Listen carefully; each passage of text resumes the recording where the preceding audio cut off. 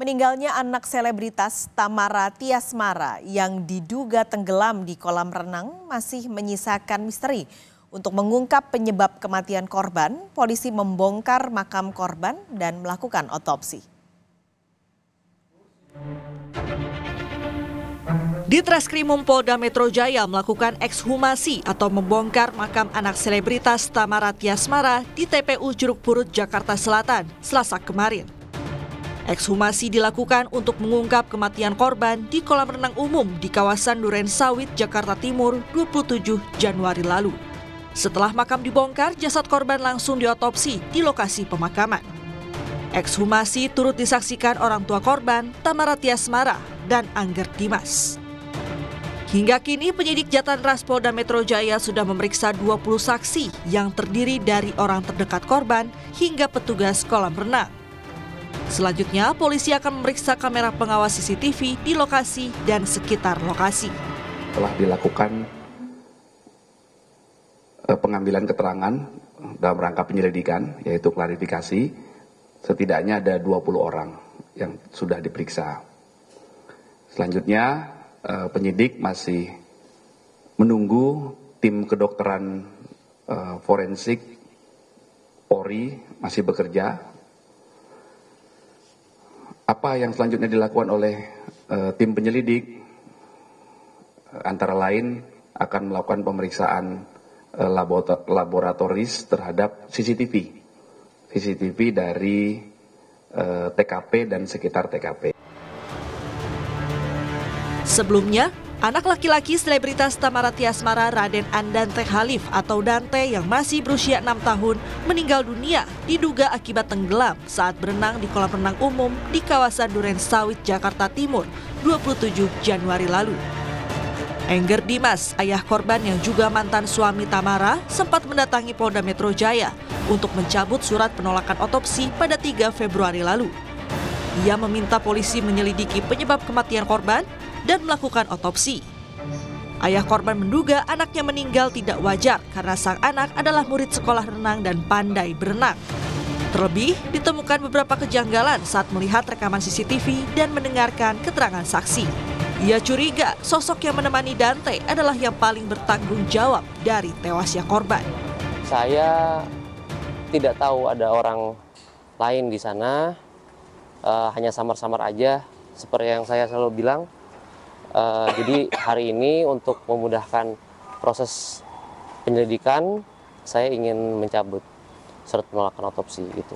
Kalau misalnya masih ada surat itu, sebenarnya kan tidak bisa dilakukan otopsi.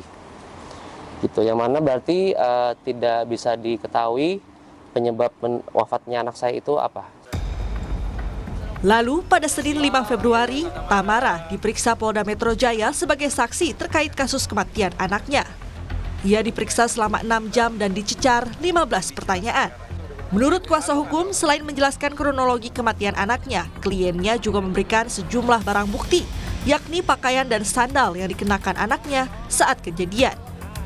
Selain Tamara, polisi juga memeriksa sopir yang mengantar anak Tamara ke lokasi kejadian. Sudah diperiksa, dijelaskan dari A sampai Z semua ceritanya ke pihak penyidik. Kemudian juga ada saksi dari driver yang mungkin waktu itu juga mengetahui, sudah diperiksa juga. Tadi juga klien kami memang sudah memberikan juga ada beberapa bukti-bukti, ada baju dan juga ada sandalnya. Menurut keterangan polisi, Sabtu 27 Januari di sore hari Dante sedang les berenang. Tetapi saat latihan, korban sempat muntah-muntah. Saat diangkat keluar kolam, korban tak sadarkan diri. Setelah itu, korban langsung dilarikan ke rumah sakit dengan mobil pribadi. Namun nyawa korban tidak tertolong. Tim Liputan, Kompas TV. Untuk mengetahui perkembangan penyelidikan kematian anak artis di kolam renang oleh kepolisian, sudah ada jurnalis Kompas TV Asri Gunawan di Polda Metro Jaya untuk laporan lebih lengkap. Selamat siang Asri, ini yang belum terungkap adalah siapa sebenarnya sosok yang menemani korban di kolam renang. Apakah sudah pernah disebutkan kronologinya atau siapa yang menemani korban oleh polisi? Lalu apakah dari kronologi tersebut juga ada dugaan unsur kelalaian yang membuat korban tewas tenggelam? Iya, sejauh ini informasi terbaru yang kami dapatkan, Paskalis dan saudara, bahwa ibu korban atau Tamara ini akan kembali mendatangi Polda Metro Jaya siang hari ini. Terkait apa kepentingannya, apakah untuk menjalani pemeriksaan atau hal lain, ini yang juga masih kami gali, dan saat ini kami wartawan masih menunggu kedatangan dari ibu korban di gedung Direktorat Reserse Kriminal Umum Polda Metro Jaya. Dan sejauh ini memang fakta terbaru ataupun juga hal-hal baru yang diungkap oleh polisi atau apa saja yang baru saja dilakukan oleh polisi. Terakhir, ini polisi masih menunggu hasil dari pemeriksaan dari dokter forensik Rumah Sakit Polri.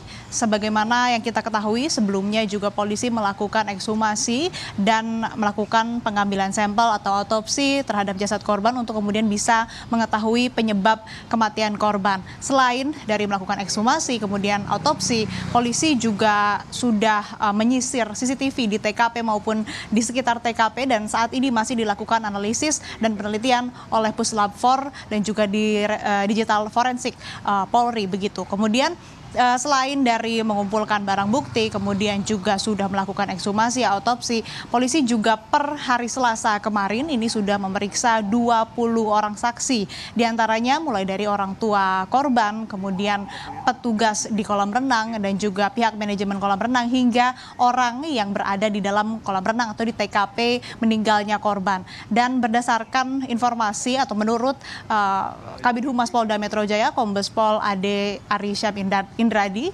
bahwa beberapa saksi ini menyebutkan pada hari kejadian 27 Januari 2024 pada pukul 17.30 waktu Indonesia Barat, para saksi ini melihat korban sempat muntah-muntah terlebih dahulu sebelum tenggelam begitu, dan akhirnya setelah diangkat atau dikeluarkan dari dalam kolam ini sudah tidak sadarkan diri, sempat dilarikan ke rumah sakit terdekat namun sudah tak tertolong. Nah, inilah rangkaian ataupun juga kronologi, dan juga ada beberapa kejanggalan yang dianggap janggal oleh orang tua korban, sehingga akhirnya juga menyetujui untuk melakukan otopsi terhadap jasad korban supaya mengetahui apa penyebab kematian dari korban itu sendiri. Tapi kalau bicara tadi soal siapa yang terlapornya ataupun juga sudah ada pihak terlapornya atau belum, saat ini status dari kasus ini masih penyelidikan, artinya masih dilakukan pendalaman, belum ada temuan unsur tindak pidana, sehingga masih dalam proses dan masih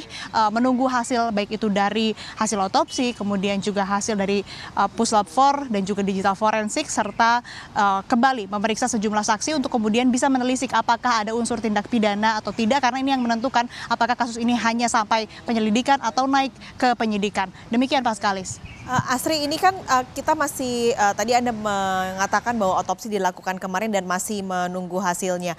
Apakah polisi juga menyebut kira-kira kapankah hasil otopsi ini akan keluar?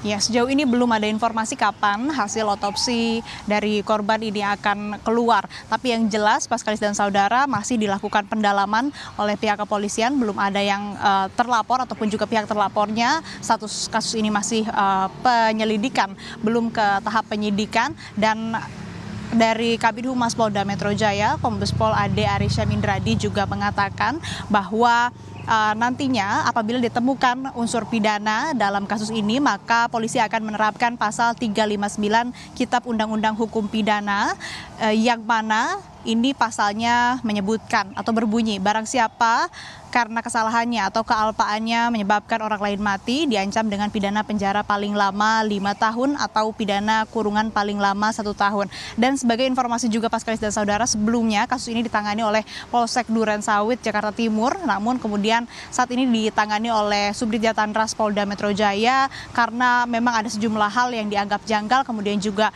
berdasarkan kepentingan penyidikan, sehingga akhirnya ini dilimpahkan ataupun juga diambil alih oleh Polda Metro Jaya. Yang masih ditunggu tentu saja tadi sudah seperti yang saya sebutkan, hasil dari otopsi, kemudian hasil dari analisis atau penelitian dari CCTV oleh tim Puslab 4 dan juga digital forensik, serta dari sejumlah saksi ini untuk kemudian bisa menyimpulkan apakah ada tidak tidaknya unsur pidana. Kalau ada tentu saja tadi bisa diterapkan pasal yang sudah saya sebutkan, pasal 359 KUHP, dan kalau tidak artinya proses ataupun juga kasus ini hanya sampai penyelidikan. Kita tunggu bersama Paskalis dan saudara bagaimana kemudian polisi akan menentukan status dari kasus ini. Paskalis. Terima kasih Asri Gunawan melaporkan langsung dari Polda Metro Jaya.